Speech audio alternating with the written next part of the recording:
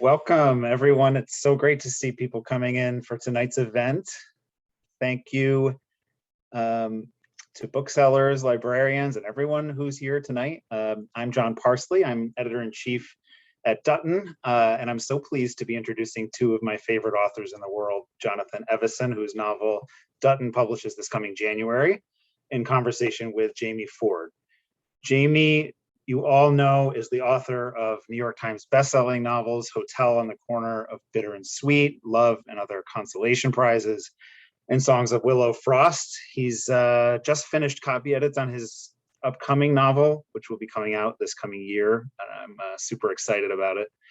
And Jamie's going to be talking with Jonathan Evison. Jonathan is the author of novels All About Lulu, West of Here, The Revised Fundamentals of Caregiving, This Is Your Life, Harriet Chance, Lawn Boy, Legends of the North Cascades, and the forthcoming Small World.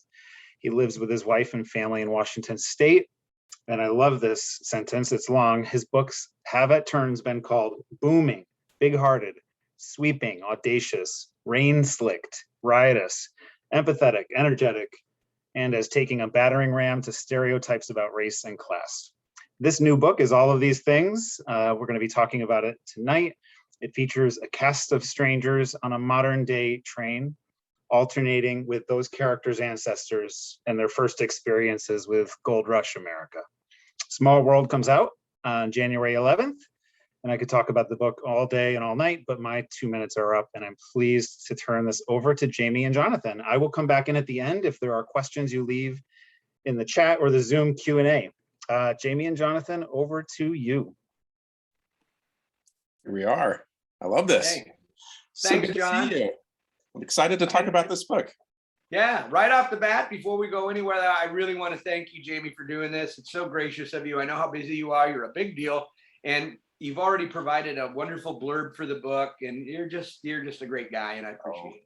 You're too kind. It's always an honor to spend time with Jonathan Franzen. Yeah, the other Jonathan. I didn't even make the Jonathan thing. You notice that? When's the New York Times going to do the other Jonathan, huh? Right. No. Yeah, I love this book. This book was ambitious. It was big. It was sprawling.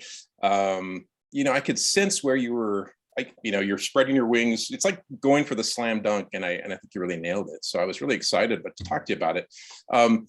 You described this as your Dickensian novel, this kind of big book.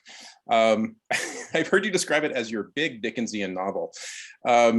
Did you just write it so you can go around saying big Dickensian all the time? Yes, indeed. You got me. You cover 170 years of history. And I know you went way beyond that in West of Here, but this one really ties them all together in, a very familial way. Did you consider going back even further? Did you consider going into the future? How did you know when to start and stop? There was a point. Okay, let me first say that the novel it's about it came in at about 170,000 words or something. And I cut about 50 or so, or 40 or so. I cut like a whole 20% of it. Because I went past that fine line where it just became too much to juggle. But there was a point where I thank God I made the decision I did, because this is when the other 20% was still in it. I almost added a whole third era, and I was going to do the early 20th century to, I was going to kind of do labor, and I didn't know about Jess's book coming out too, so that's another good reason. But I was going to handle, the 20s and 30s as well, and add a whole nother generation of each family. And I just, maybe the novel could have sustained it, but I think then, we're pushing 900 pages, and we're really, I think at that point it would have been a law of diminishing returns, because one of my goals for the book was not only to write this big sprawling thing, but I really wanted to make it a page turner. I wanted everybody to be able to track the characters. I didn't want to have a key up front of the, dramatis persona or whatever, because I feel like every time you got to look at something like that, you lose the reader. And so that was the trick, I think, was to take all this material and this huge scope and really make it a page turner where nobody got lost. And that was the challenge, two things in conjunction.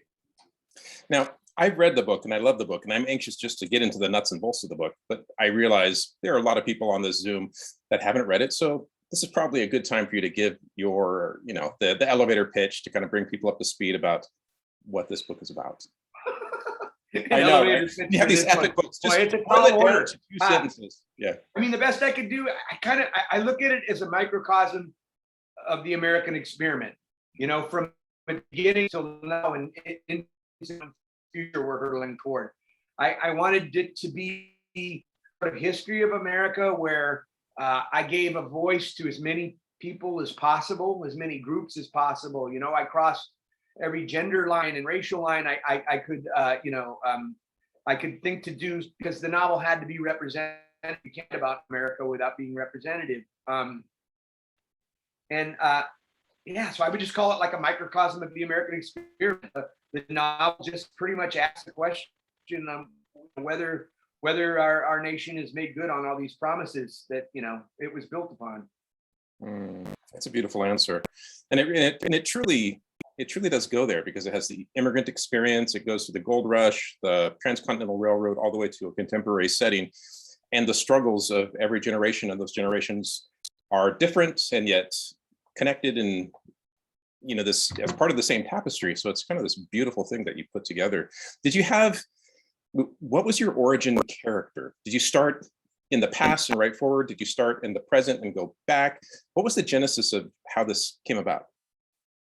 It was pretty organic, because like I said, from the conception, I knew I wanted this to be a big inclusive novel that really gave voice to a lot of different subsets of American culture. And so I just sort of like individually decided who those characters could be, and where their 5 generations, where their lineage took them. You know what I mean? And use each. So there's 8 narrative lines, basic narrative lines. There's a lot more points of view, but it's basically 4 family lineages, and those. So like when I conceived of it, I conceived of it sort of like west of here, but a little more specific, in that each family was sort of a call and response across these 5 generations to each other. And in doing that, you can really sort of evoke so much more history off the page that comes into play, just sort of implicitly in the reader's mind, I don't remember the question. I think I addressed it. No, you answered it beautifully. That's good. The book is, well, I think both of us, a lot of, we write about things in and around Seattle. Our characters are kind of nestled in the Northwest. It's where we're from. It's what we know. It's kind of where our hearts reside. This book is truly, it's transcontinental. It stretches, over the oceans. And is that scary? Is that daunting? Is it exciting because you're going far and wide? I mean, how did it feel basically giving yourself this giant global canvas? It was never scary or daunting. I mean, I have plenty of like self-loathing and self-contempt and self-hatred, but I don't lack self-confidence on the page, because it just gets in the way. It's like, you can't lack confidence on an athletic field or using a chainsaw. You know what I mean? You got to be confident. And so I just love the challenge. I mean, this is about more than me just creating art. This is about my mental health, because, I'm like 90% of the time I'm in some sort of hypomanic state, just juggling things. I mean, I got 3 young kids, and I'm, usually working on 3 novels at a time. And I like to juggle a lot of balls. So this is this book was the perfect it was the perfect vehicle for me to put all my energy that nobody else wants to deal with into something that just grounded me and challenged me daily. Like, I trusted the process. I mean, I know that there was a day when I was a younger novelist, and this might have been your trajectory as well. When you were younger and you wrote books, you kind of groped your way through and wrote, sort of discovered the story, and maybe, wrote yourself into a few corners and stuff like this. I mean, after 17 books, because I have so many unpublished books, I got a pretty good idea what I'm trying to achieve. You know what I mean? And I won't say I totally outline, but at least structurally in my head, I have a sense of it. Almost like this was more like a big musical orchestral piece to me. Like I actually visualized the novel as this sort of flow, this moving, like, you know, the boats coming in from Europe and the boats coming in from China. I'm doing this backwards because it's on Zoom, I think, or maybe I'm not.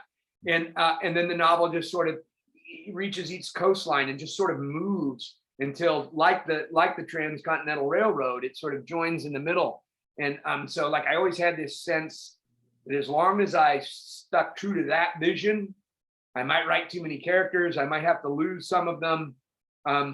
It's going to be hard to deal with the continuity, but I knew that if I could achieve that big movement, you know what I mean, that I would be all right. And it really surprisingly didn't give me much trouble. I had a lot more trouble with West of Here, which I think trained me for this. You know, I mean, West of Here, I was writing on my walls and peeing in jars, and my wife was, you know, leaving sandwiches outside the door. And I think once I beat it, I came, you know, I think it was, I think what I've achieved here is a similar thing, but I think it's more refined. I think it has a little more momentum. It's a little less shaggy, and I think a little more immediately compelling or something. I don't know. We'll let the. Yeah, there's a real tempo to it. And I like the way you describe it, because as I was reading, it's like, okay, you know, here's the woodwinds, here's the strings, here's the percussion, and you know, the aggregate of all those is a beautiful thing. It's a beautiful sound, and the totality of it is I mean, the pieces are amazing, but the totality of it is pretty epic. Was there was there ever a you know, was there a part that, I don't know, I mean, because this is stretching out in a lot of different directions, and I know West of Here had like 5,000 point of view characters. It had a lot of point of view characters, and for that, it's, you know, some of those can almost be almost like a vignette, whereas this, you're drilling down into the heart and soul of these characters and holding the reader's hand and taking them along for this journey. Was there things that you're writing about that were especially painful, especially easy, especially challenging from a research standpoint? I guess what were your highs and lows in putting this thing together? You know, I mean, I wish I had a sexier answer, but it was pretty smooth. I mean, I'd be so short of having to cut some characters off, but once I saw the sense in that, you know, I went through it with Molly, my agent, who's my first line reader, and she's like, I don't know about this character and this character. And once I saw, you know, I love getting that editorial input, and I looked at it and I go, okay, I see why she has that effect, and she's right, because the story I took out was just a little different. It didn't have quite the same MO, and so it didn't fit very well. I mean, that would be, I guess, the low point was getting rid of one of my favorite characters in 50,000 words of work, but that doesn't, I'm not daunted by that either. You know, I've thrown away whole novels. I mean, like I said, it's about the work for me. I trust in the process. If I have to throw away 50,000 words, it's really not that painful for me. I mean, I don't like to talk around my wife, because then immediately she's like, oh, think of all those days you could have been home. You didn't use any, you know what I mean? That's 4 months of work. But, you know, it never, ever feels wasted. I mean, you're just constantly learning when you're writing. And I mean, if I ever stopped learning, well, and that would just never happen. I mean, I guess if I stopped liking that learning process and kept wanting to, you know, churn out a cookie cutter, I think I would just give up on writing. It wouldn't be, without that challenge, you know, which is always different. Sometimes the challenge in a smaller book is more emotional, like something with Revised Fundamentals of Caregiving. The challenges were emotional, you know, it wasn't this big sprawling canvas, but like with this one, it was very much a exercise in logic, in it really, the structure of the thing really forced me to be very succinct and very on point with my messaging. You know, even though I'm not trying to edify anybody, that's never my goal. You know, I'm not trying to foist my worldview on people. I'm just trying to ask the right questions and create the dialogue. And you know, it was basically a pretty smooth process, I think, because I just went into it so game ready. I was so psyched up. My last 3 novels have been a little quieter. I mean, well, you know, Legends skipped 16,000 years, but I mean, it's still kind of quiet compared to this. And I was just ready for that challenge. I love this. I love the challenge of trying to write something that can just barely, you know, sustain the force of its own invention. Like, you know, you're just always it's like playing in a close game, versus just calling it in and, winning by 30 points or something. I'm totally curious about how you felt when you were done with the novel, because the book that I just put to bed, it was a similar process for me, but I did it with much less confidence. I sort of leaned into all of my fears and sort of cried my way to the finish line, hoping that I did a good job. And when I got done, after writing a bunch of different point of view characters and so many different time periods, I just told myself, like, the next book is going to be one time period, first person. I'm going to like boil it down to the nucleus and just do that because my brain needs a break. But I get the sense that you're like, I'm ready to write the sequel. I've written the sequel. I mean, where are you going after this? I'm sort of addicted to it now. I had the same experience after West of Here that you just described, where it was like, okay, I'm going to write a first person Bildungsroman now that I can handle, and I did that for a couple books. Harriet they're always experimental. I always want to frustrate like linear timelines and things like that. So it's never going to be straightforward with me, but it'll come in a smaller package than this. Now I'm kind of addicted to it. I just want the next challenge, and I don't know what that is. Actually, I'm working on it now with John, and it's not quite working. You know what I mean? It's working on some levels, but not working on all levels like this one. So this one is presenting the one I'm presently working on is actually presenting more of a challenge than Small World ever did, because I have to sort of reimagine it, where Small World was everything I imagined it right from the beginning. And so is West of Here, really. I mean, my original conception of the thing is how I think, I executed it. With this, I think what happened is I just, I brought in an element later that actually created some new problems. And now, and I'm as excited as ever to tackle it. I don't know. I think I've made that abundantly clear. I just love the challenge. I want to play in a high stakes game, Get it. And this is a personal question, and I'm just curious. I remember getting off the ferry on Bainbridge Island and going to that little museum that they had there, and they oddly enough had a punk rock exhibit, and they had black and white photographs from Seattle's pre-grunge kind of punk era.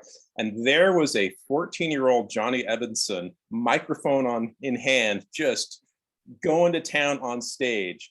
And so maybe some of your readers aren't aware of your musical background, but where are you at with music these days? I know you are a auteur of the vinyl collection and things like that, but I don't know. I always wonder, I'm like, you stride into a karaoke bar and throw down one of these days? No, I mean, my karaoke go-to is like Michael McDonald, so I can just do, or like Creedence, like just because I can do the voices, but I realize I never know the lyrics. So I'm like, every song that I sing sounds the same, yeah. Every song that I sing sounds the same, it's more like a vocal thing, or I'll do a Louis Armstrong, but I have no musical talent. I never did. And that's why I was in a punk rock band. I'm like a footnote in the history of Seattle music, because I kicked Stone Gossard of Pearl Jam out of my band. Good move. But also our guitarist is Ben Shepherd who went on to Soundgarden. And so we were kind of like the Art Blakey and the Jazz Messengers of the grunge scene or something. But I never had a lot of talent. My entree into the punk scene, actually, before I started a band, was actually writing, because I had started this fanzine in 1981 when I was 13 years old. And I would photocopy it at the library. I mean, I remember in the first issue, I spelled Seattle wrong on the cover. I only had one T. And then Mark Arm wrote me a letter to the fanzine saying, "Hey, you spelled Seattle wrong on the cover of the magazine." And I would copy this thing. I'd make like 200 copies at the library, and I would just take it it was record reviews, show reviews, dumb little editorials, just wise ass essays. And I would take it to Time Travelers and the skate shops and the punk record stores and the comic shops and drop off a pile. And that thing would make it around the world. I'd get letters from Norway. I'd get letters from Alaska. Are you seeing a theme here? It's always places that are sort of snowbound. And I mean, it just was a kind of a testament to how bad kids in the early 80s needed something like that. Now you can get on TikTok and reach the entire planet in a matter of, instantaneously. But then, what happens? There's like 200 copies of this thing. People are probably, pirating copies and giving it to friends and sending it to friends. But so the band came after that. So like my entree was always the writing all along. and I could write lyrics and I could scream. Most people can do that. What advice would you give to your son if you said, Dad, I want to rock? Ooh, there's two fingers. I'm more concerned with the advice I'm going to give to my daughter. They don't want to do anything you say, so I'm going to say date a bass player. You know what I mean? I'm just going to, you should really date a bass player. Date a bass player. How about a drummer? You know what I mean? Just because musicians are just the worst boyfriends. Even I was a jerk when I was 14, because you get, the thing is that I feel like it's so easy for a musician, because me and you got to just toil away in the garage for 2 years. These guys get to get up on every stage and people are like, woo, even if it's only 40 people in a nightclub. I mean, it's just the constant adulation and I felt more famous when I was in a punk band at 14 than I do as a novelist now. I'll say that. Yeah, I love that. I think we are approaching a time where we will take questions from everyone that's out there and send them your way. I guess the last question that I would have, I got a lot of questions, but well, you're gonna need more because we're at 5:22 here, buddy. Okay, well, I have plenty of questions. What next? I think you're a half hour fast. Are you? I mean, you're always working on like multiple books at once, and I'm always sort of like, here's one, and then I recover, and then I, get the energy up to climb that mountain. And you're like climbing all these different mountains simultaneously. So, what are you working on now? I'm sure you're well under, on your way to the next one, but I'm totally curious. Well, the next one's done, but it's not done. You know what I mean? I still have to sort of reinvent it. I'm probably going to add 100 pages to it. But I mean, it's like I have a narrative arc that's finished. I thought the book was done. It's not quite there.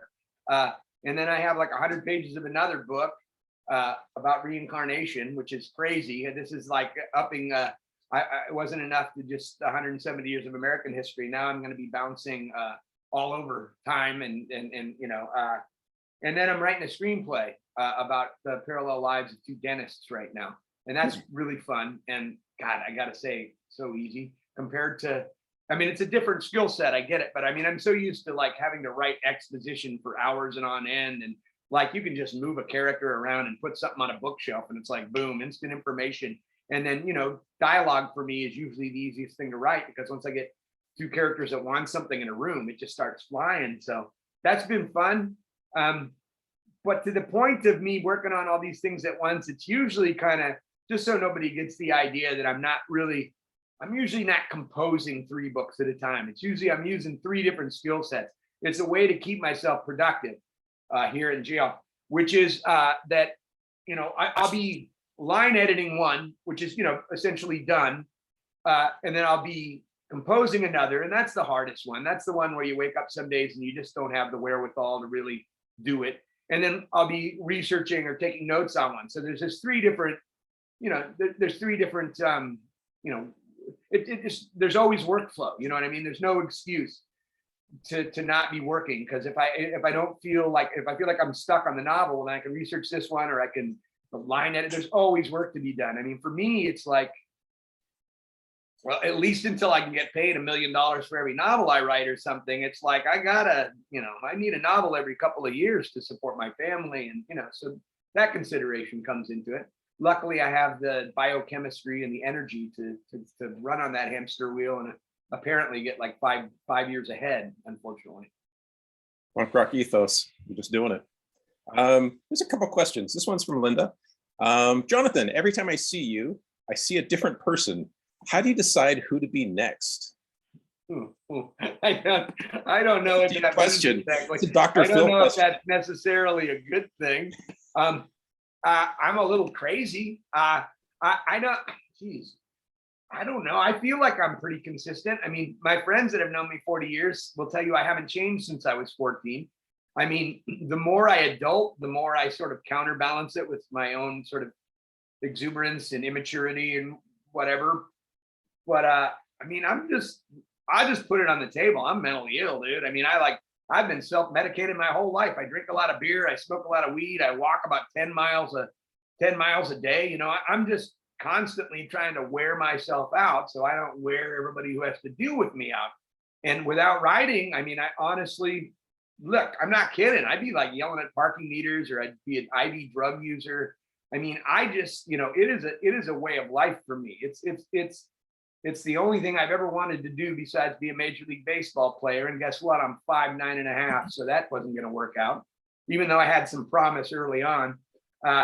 So yeah, I guess I'm just kind of batshit crazy. I mean, if I seem like a different guy, and I'm kind of presently getting in touch with my inner Alan Hale Jr., as you can see. Because none of my suits fit after 20 months of this virus. Maybe it's just the range of interest that surprises people. But like, I remember seeing a photo of you riding a mini bike on your property, butt naked, and I thought, yeah, that's Jonathan. I mean, it was enjoyable, but I wasn't super surprised. It's like, yeah, that's how I roll. I have this I can thing see that. Yeah, that's on brand. I like to keep people off balance. You know what I mean? Like, I'm just mischievous that way. So like, I have this. My friend Kristen Kirship Mowat designed this one-piece sort of Ralph Burley jumpsuit. It's a raft print. It zips up the front. It's got a little belt that cinches here. My gut presses hard against it. Really, really high on the inseam up here. You know what I mean? So it's like really kind of uncomfortable for people to see me in it, because it's like, whoa, more information than I need to see. And so I like to ride down. I live in kind of a rednecky town a little bit. I live up in the mountains, and so I like to drive my mini bike down to the Chevron on Hooker Road and just like make people uncomfortable. I'll go in there on my, you don't see a lot of giraffe print jumpers and dudes on mini bikes in a raccoon hat going in and buying a 6-pack of Zima and chapstick. It just kind of, I just like to make, once in a while I get my ass kicked, but I just like to have fun and keep people off balance, I guess. I love it. There's, actually, before I jump into this next question, I'm always curious, because when we did a gig together in Idaho, we got together and we realized that we're both self-taught writers, and between the two of us, we basically have like an associate degree. Do you get asked to do workshops or sit on panels where you talk about writing and things like that very often? And if so, how do you deal with that stuff? I always feel strange because I come at it from, I don't have an MBA and MFA, and so it's just, I feel like I'm a different animal, but I'm always happy to talk about it. Yeah, I'll be honest with you. I mean, and this does not ingratiate me to academics usually, but I kind of feel like I just don't like to teach that much. I like to be a coach. I mentor a lot of people. I'm more like light a fire under their ass. Just do the work. Quit getting neurotic about your self-confidence and just do the work. But I don't really want to demystify the process for anybody, even if somebody who wants to learn, because I feel like the only way you're going to wind up at a truly original voice is just by failing and finding your way there. And I don't know. I don't want to get myself in trouble talking about, I just don't, it's just not my way. You know what I mean? It's like, it's just, I do some one-off workshops and stuff like that. It's fun. And I think there's a lot to be learned. And if anything, I would just like to teach people how to not make some of the mistakes I make so they can cut 20 years off their trajectory or something like that. But I don't really want to pick apart other people's writings and say, look what they did here, and this is how you achieve this or execute this. I just think the whole business ought to be messier than that. Most of my favorite musicians were self-taught. They didn't take music lessons from the jazz guy. They picked up a guitar when they were just, in their basement when they're usually all about 13. And then they just start like learning chords and in 10 years they can shred. That's how I looked at it as being a novelist. So I was never much good at school anyway. I mean, I was one credit shy graduating high school. I got kicked out of home ec for making pot brownies. And as one does. When it was time to graduate, they were looking at my transcript. They're like, yeah, go. They let me go. This is the 80s. They literally just let me go because it's like, look, the kid's been giving away LSD in the parking lot. We've suspended him 4 times. Just let's get him out of here. One thing that's kind of dovetails into that you might, I don't know, might be a cool opportunity is I have a friend in John town. looks worried. What's that? My editor looks worried. Oh my God, I didn't know you had a rap sheet. Wait a minute, where are we going? No, I have a friend. I am taking notes, but I'm going to jump in after Jamie's next question. Yeah, I have a, well, it's more of a comment, I guess. I have a friend who is a teacher at our local alternative high school. And so we taught just kind of like a very loosely structured creative writing thing for a week there one time.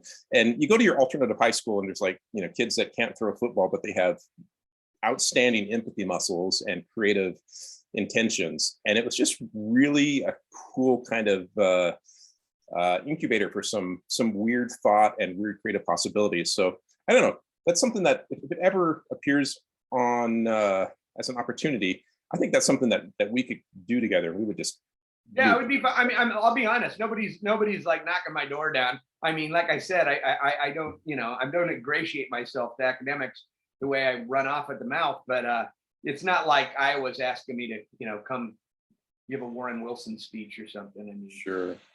Yeah, it was the kind of thing where like it's 16-year-olds that, okay, you need a cigarette break. Okay, we'll come back with your poetry. We're gonna break this down. So it's good. Anyway, I should turn this over to John so he can facilitate the Q&A. I will disappear into the ether back here, and I can't wait to see what you're working on next. Jamie, you certainly should hang around if you can keep your backgrounds changing. Oh, okay. Okay. Appreciate it. Please do, and you know, we may need your questions. Yeah. So we have a couple other questions coming in from different sources, Jonathan, one of which is, did you or do you have a favorite storyline or character in this book? You have 4 different families told through different time periods. Is there someone you just could not wait to get back to writing? Or did you write them all? No, I mean, I feel kind of, I mean, I think the thrill of it for me was all of them working in connection. It was the collective. It was how they fit together like a puzzle, because I love puzzles. I don't know if you know that. I love puzzles.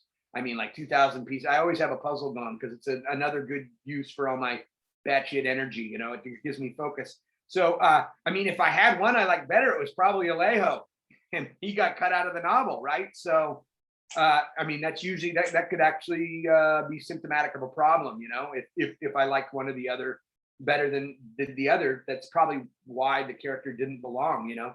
Because other than that, I would say it's more how they work together that was fitting those puzzle pieces together. I love each of them equally. I love all my characters, even my villains. I have to, you know. That's just I'm not. I don't know if I even have the skill set to write something like about a serial killer or something like that. I mean, the people I write about are. To me, at least, likable. I mean, at least I can empathize with them. I mean, no matter how flawed they are. And so, you know, the joy for me is to inhabit each and every one of them. And the further their purview is for my personal experience and my own purview, the more thrilling and joyful it is to me, because I feel like, you know, I'm accruing real experience. And when you tap into that, I mean, it can work if you get out of your own way. I mean, being human is a pretty universal thing. And so, like, you know, I'm not an 80-year-old woman, but I wrote Harriet Chance, and it felt really natural for me to be inside Harriet Chance. Once you just sort of recontextualize what it is to be human and take in all these practical, considerations, like I'm a woman now. I don't get around as fast as I used to do. This is the generation I grew up in. These are the mores, you know, and once you start to factor in all that context, just the being inside of the character part, that's why I write. That's what I do. That's what I get out of it. I mean, look, I was doing this for 20 years before anybody published me. I wrote 8 books, and you know, I was just sending them to the bottom of, you know, the mailroom of office buildings with really pretentious letters, and they were just going across the transom into the garbage, but it didn't matter. I mean, that was just my due diligence. It was never about publishing for me. It was never about occupying that space of the writer in our culture or anything like that. It was always about the work. It was always about engaging, you know, this and this. Is that true? Is there an analogy there to the way the book works? You can read it just for the story. The plot is propulsive. It grabs you. You care about the people and what they're dealing with and how they're dealing with it. It works on that level really tightly and wonderfully. It also, you know, it's very interesting to read the novel as the historic parts of the novel as a kind of prediction in a sense of where the modern characters end up and what they're facing in the modern world, a lot of the issues that are swirling around. Did you intend to write a book about people and their stories, or did you always have this extra layer kind of in your mind about what it was all reflecting on? I always had the extra layer. It was all how these people fit into the larger fabric. I'm always kind of thinking on sort of that micro and macro level. I mean, everything, again, it's like, because I'm a puzzler, you know what I mean? It's like, I'm fascinated with the individual and the experience. But I also, I mean, I kind of go back to this theme a lot, is that, I mean, maybe in some sense in all my books is that we need each other.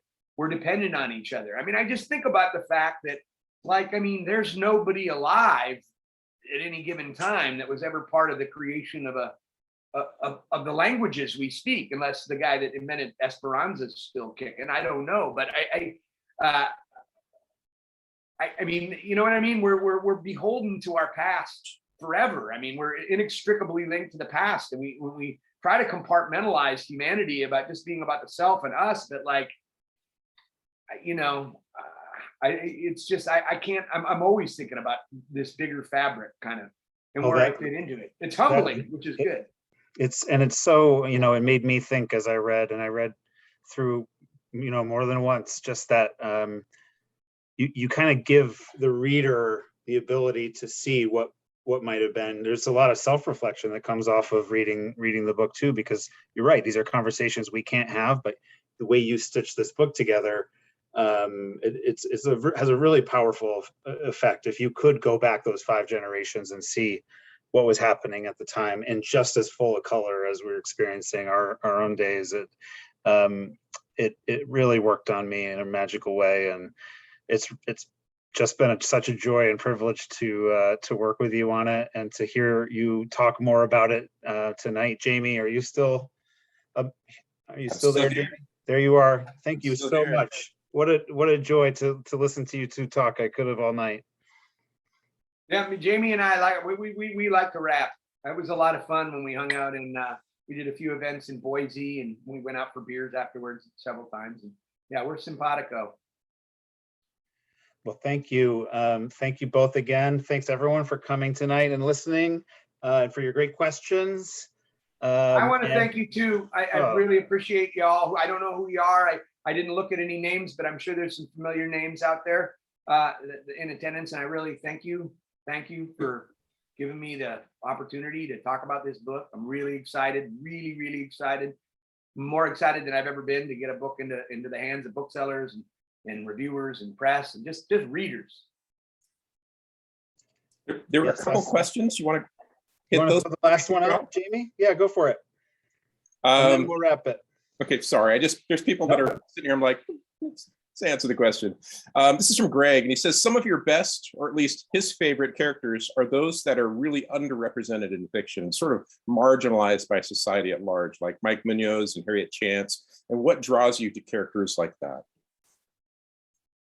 Well, I want to give them a voice. You know what I mean? It's for the same reason that I love Dickens, I guess. You know what I mean? I mean, that's how I came to literature with Charles Dickens. And it was because I love how, you know, the Victorian novel before the Industrial Revolution was just sort of concerned more with the landed gentry and the you know, the upper classes. And suddenly Dickens was, among other writers, was writing about the working class, was writing about the people who didn't have a voice, was writing about the other. And so I've always been, you know, I kind of feel like you could break it into like two sort of lineages in writing books. I mean, of course there's many, but one dichotomy would be like Shakespeare on this side and Dickens on this side, where Shakespeare is more concerned with writing about larger characters exercising their dominion. He writes about royalty a lot and things like that, whereas Dickens is writing about little people getting operated on by outside forces or larger forces. And so,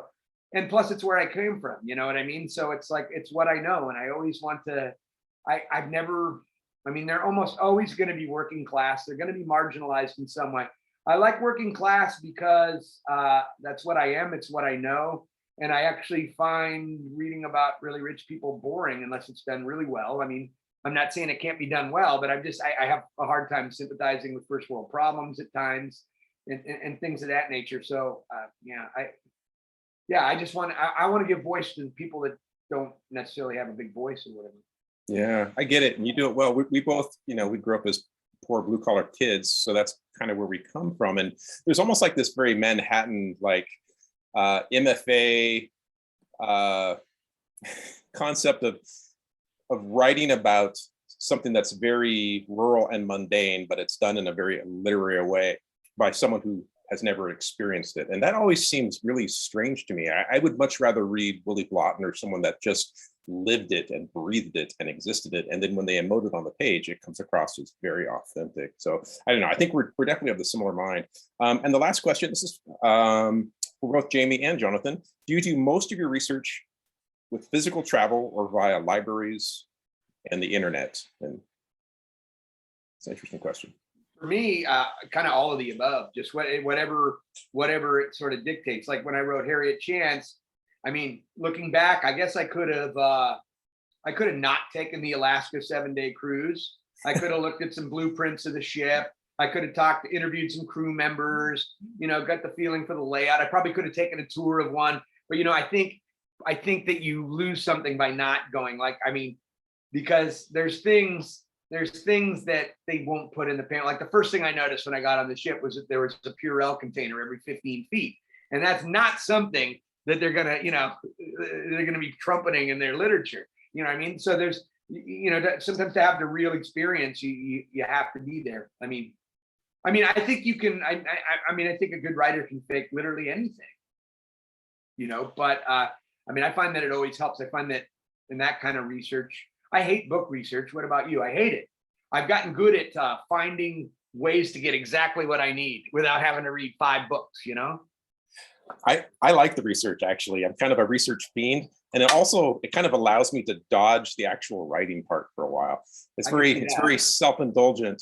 Whereas you go on the cruise, I might go on the cruise and not come back for a while and call it research. It's kind of my my escape hatch sometimes, but I do the same thing. I interview people. I read boring academic nonfiction books that most people would never spend time with, and then also go to the places when travel was a little more convenient and safe and all that stuff. I think we should just wrap this up. I just want to thank you for having me. It's always cool to talk to you. I want to thank you. I want to thank everyone out there for spending this time with us. It's we can talk about books and stuff forever, and I without readers, books are trees that fall in the forest unheard. So I appreciate you guys out there, and I'll let you, Jonathan, bid everyone adieu and have the last word. Yeah, thank you, Jamie, again, and thanks everybody for coming. Really, to echo what Jamie said about readers. I'm nothing without my reader. You know what I mean? It's all about, completing that circle.